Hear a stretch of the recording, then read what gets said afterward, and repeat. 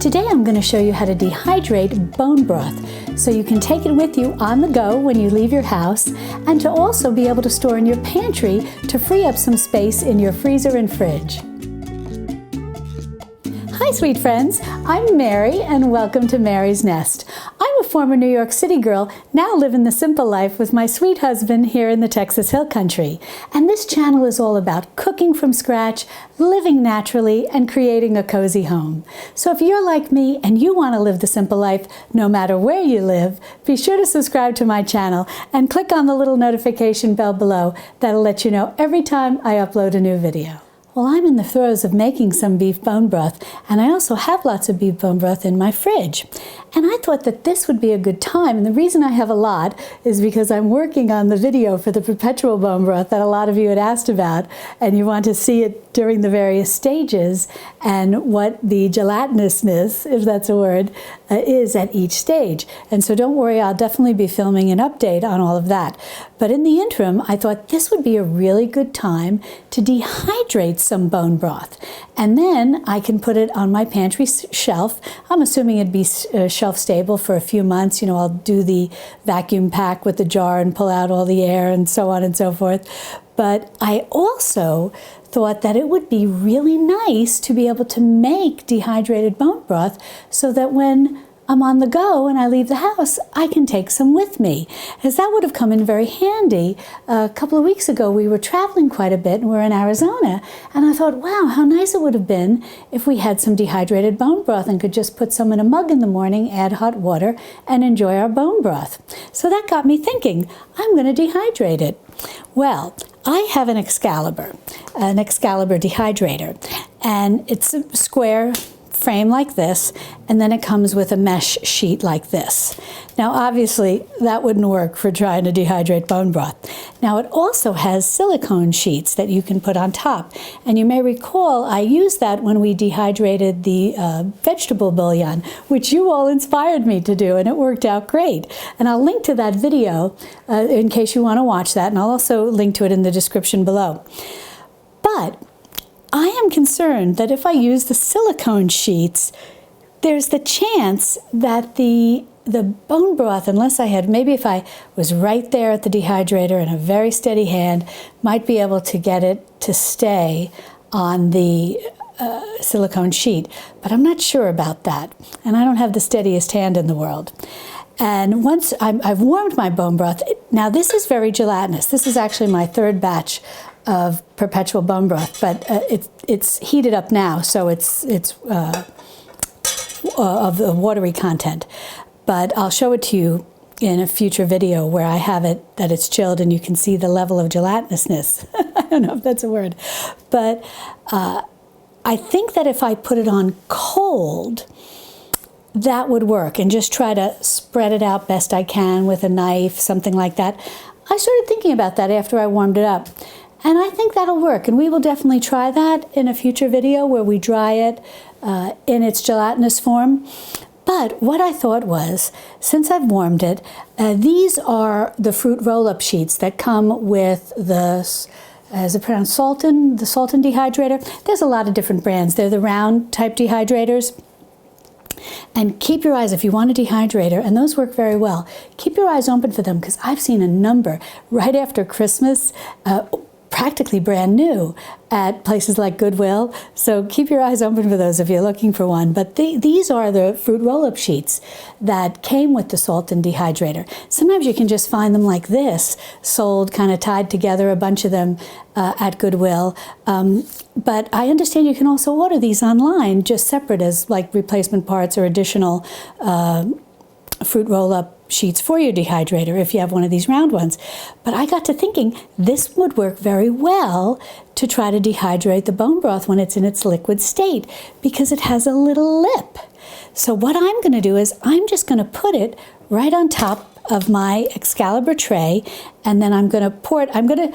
For demonstration purposes, I'm going to do this one right here at my kitchen island, but I'm going to do the rest in my dehydrator because I don't trust myself carrying this over there. I don't want anything to spill. But I think that if you do it right at your dehydrator, and if you have an Excalibur and you have some of these, then you can just put it right in like that, put it in the dehydrator, pour in some of the bone broth, and see how that works. Now, if you already have a nice salt and round dehydrator, you're all set. You can just put it right on your kitchen counter and put the different trays in and get it dehydrating. Now, if you don't have any of these and you can't find them and you're working with an Excalibur, I thought of another plan. I thought of something kind of like what I do when I dehydrate different things in the oven. I just took parchment paper and I just made like a little tray. And I'm not a crafter, I'm not a DIY girl. I just did my best to pinch the ends a little like this. And then I thought I would just put the bone broth, because I don't have enough of these. I think I only have 2 of these. I don't have enough of those to dehydrate all the bone broth that I want to dehydrate. So I thought I could make a little tray like this and then put the bone broth here and then slide this into my dehydrator. And I also thought doing something like this would work well for dehydrating the bone broth in the oven. Now that brings us to the point of dehydrating bone broth in the oven. If your oven goes down to 150, you're in good shape, because I'm going to dehydrate this in my dehydrator at 155. So you could set your oven to 155, and you don't necessarily need to leave the door cracked, because I know we've talked about that in the past and it can make people very nervous. What I recommend is just periodically open the oven door and just rotate. If you had this imagine you had this on a baking sheet, rotate your baking sheet, be there for a few minutes while you're doing that and let some of the moisture out of the oven, and then close your door. I think it'll be fine. I know it's worked for some of the other things that I dehydrated, so I'm not too worried about closing the door. If your oven only goes down to 200, I don't know. We'll do an experiment. I'm not sure at 200 it'll dry out, or if it'll cook it. I'm just not sure. So we'll experiment with that. But I think if your oven goes down to maybe 175, that might work. We'll try a couple of different things, and I'll show you how things turn out. But for now, what we'll do, we'll go with the dehydrator salt and fruit roll-up tray, and all I'm going to do is take some of my broth, and it's just a beautiful, beautiful color, and at least you can enjoy the color. I'm just trying to do the best that I can. I think I'm going to have to put this down. But look at that beautiful, rich brown color. And for my 3rd batch, I was very impressed. Alrighty, yeah, I'm going to just move things around a little, and then we'll fill the tray. Now this is all that I'm going to fill this with. It's a little uneven, and so I don't want to overfill and have it come over the edges. But I was thinking that as a safeguard, I might, in my next one, I have a few of those silicone sheets. I think I only have 2, maybe, or 4, I can't remember. But I'm going to put those silicone sheets down and then put this fruit roll-up tray on top, just for a little extra protection. And also make it a little easier to push it in and out of the dehydrator, just in the event a little spilled over. It would just fall onto the silicone sheet. Just keep things neater and cleaner. But I think what I'm going to do is just fill up the other tray, and then I'm going to do a couple of the ones on the parchment paper, and then I'll put a batch in the oven too. Now, I'm going to dry this, as I said, at 155 degrees. That's Fahrenheit. I'm going to set it to 155 degrees in my dehydrator. And I'm going to put it, I don't know, I'm thinking it may, to get it nice and dry, it may take upwards of 8 to 10 hours. But regardless, I always check things at 4 hours when I'm dehydrating something for the first time. So I'm going to set it, I'm going to look at it in 4 hours, but I'm just guessing.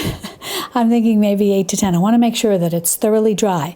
And then one other thing I want to mention is that when you go to dehydrate bone broth, you want to make sure that you've completely defatted it the best that you can, because the fat obviously would make the drying process very difficult, and it would make the bone broth, once it's dry, more susceptible to spoilage and rancidity. So you want to make sure that you've completely defatted it.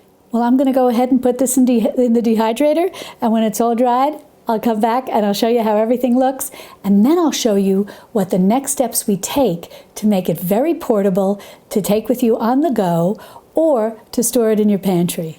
Well, I've got these out of the dehydrator, and I've got my test one out of the oven, and they came fantastic. I'm so excited about this. I had these drying in the dehydrator a little over 10 hours. I checked them at 4 hours, and they were kind of like the fruit leather consistency. And then I checked them again at 8, but I felt they still needed to go a little longer. So they went to a little over 10. And this one in the oven was dehydrated or dried at 170 degrees Fahrenheit. These were at 155 degrees Fahrenheit. And this took maybe a little more than 8 hours, but it came beautiful. So I am very excited about being able to do this in the oven as well. Now, let me show you how beautiful this, it's so fragile, but how beautiful this dehydrated. See? I mean, it just crumbles. It's fantastic.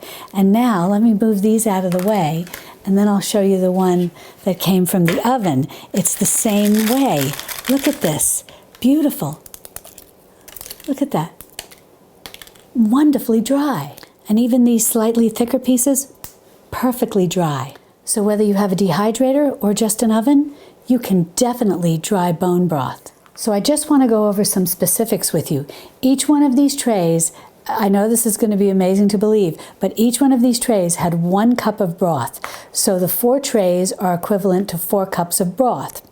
And this was also 1 cup of broth, what I poured here on the paper that I dehydrated in the oven. So altogether, we have the equivalent of 5 cups of broth. Now, certainly you could just put all these shards in a drawer and just scoop out some shards and put them in a cup or a bowl and add hot water to reconstitute them. I think that'd be perfectly fine.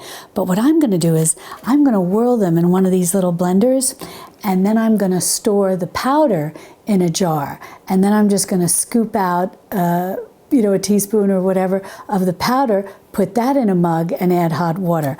I think that'll be a nice way to store it. So basically what I'm going to do is I'm just going to leave this parchment paper in here in the tray and just consolidate these right into that paper, just sort of loosening them like this best I can off of the dehydrating trays. And then when I get them all off, we'll whirl them in this little blender. So can you believe it? That's the equivalent of 5 cups of bone broth. And now what I'm going to do is I'm going to put it in this little cup, and I'm going to blend it into a powder.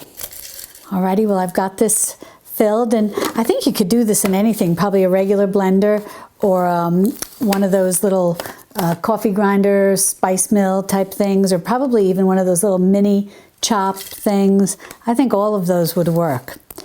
But now I'm going to give this a whirl, and we're going to turn this into bone broth powder, beef bone broth powder.